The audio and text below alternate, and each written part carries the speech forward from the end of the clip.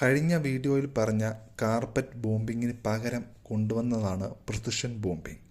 Precision bombing എന്ന് വെച്ചാൽ ഈ സിറ്റിയിൽ കറക്റ്റായിട്ട് ടാർഗറ്റ് എവിടെയാണെന്ന് നമുക്കറിയാം. ഉദാഹരണത്തിന് ഇവിടെയാണ് ടാർഗറ്റ് എന്ന് വിചാരിക്കുക.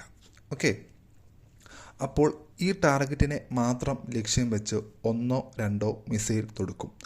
അറ്റാക്കിൽ ടാർഗറ്റ് അല്ലാതെ വേറെ ഒന്നും പറ്റില്ല. ഒന്നും പറ്റാൻ പാടില്ല എന്നതാണ് നിയമം. പക്ഷേ ചിലപ്പോൾ ഇത് വലിയ ദുരന്തമാകാറുണ്ട്.